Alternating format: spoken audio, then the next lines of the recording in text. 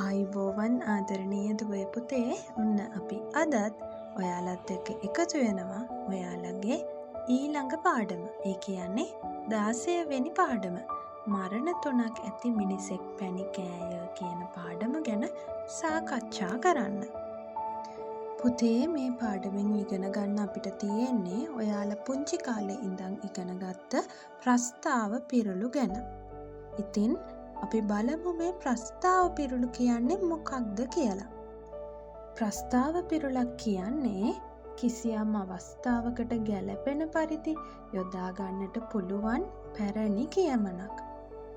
ඒ වගේම පුතේ මේ ප්‍රස්තාව පිරුළු උපකාරී වෙනවා අපිට ප්‍රකාශ කරන්න ඇති යම් අදහසක් පැහැදිලිව කෙටියෙන් සහ සිත් ගන්න ආකාරයට ඉදිරිපත් කරන්නට.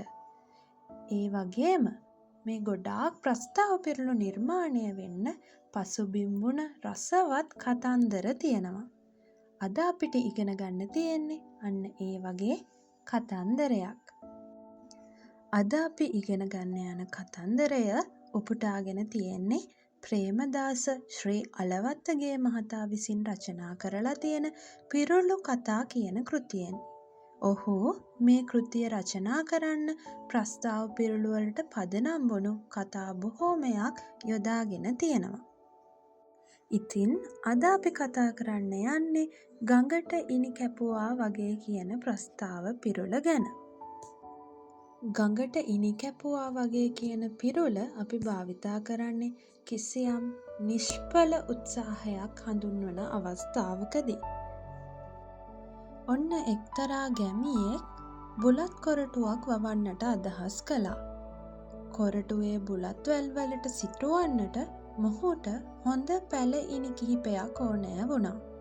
ඒ නිසා ඔහු එක් දිනක් පාන්දරින්ම නැගිටලා ඈත කැලෑව බලා පිටත් වුණේ පැල ඉනි තොගයක්ම කපා ගන්නටයි. මධ්‍යම දහවල වන තෙක්ම ඔහු මහත් වෙහෙසක් දරා හොඳ පැල ඉනි තෝරාගෙන කපා ගොඩ ගසා ගත්තා. අන්තිමේදී විශාල ඉනි ගොඩක් එක් රැස් වෙලා තිබුණා. දැන් ඔහු කල්පනා කරා මෙච්චර ඉනි ගොඩක් මං කොහොමද තනිවම උස්සාගෙන යන්නේ කියලා. ඔහු පැල ඉනි කපමින් හිටියේ ගම් ඉවුරක. ඉතින් එතන තිබුණු ගඟ දුටු ඔහුට හොඳ අදහසක් පහළ වුණා. මේ ගඟ ගලන්නේ අපේ ගම මැද්දෙන්. ඉතින් මේ ඉනි ටික ඔක්කොම ගඟට දැම්මොත් ගඟේ වතුර පාරට ගඟ දිගේ නොවරදීම ගමට යාවි.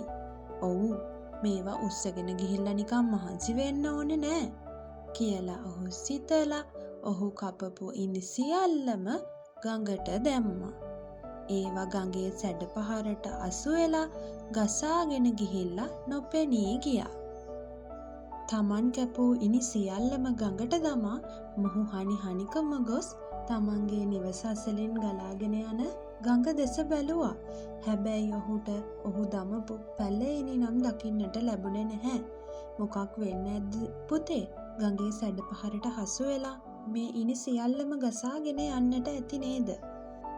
අන්න ඒ නිසයි කිසියම් නිෂ්ඵල උත්සාහයක් හඳුන්වන අවස්ථාවලදී අපි ගඟට ඉනි කැපුවා වගේ කියන පිරුළ යොදන්නේ. එහෙනම් පුතේ අපි අනෙක් ප්‍රස්තාව පිරුළු සමගින් මෙම පාඩමේ දෙවන කොටසින් හමු වෙමු. මගේ YouTube channelයත් සමග නිරන්තරයෙන් රැඳී ඉන්න. ඒ වගේම මේ පාඩම් ඔබගේ යහළුවන් සමගත් බෙදා ගන්න.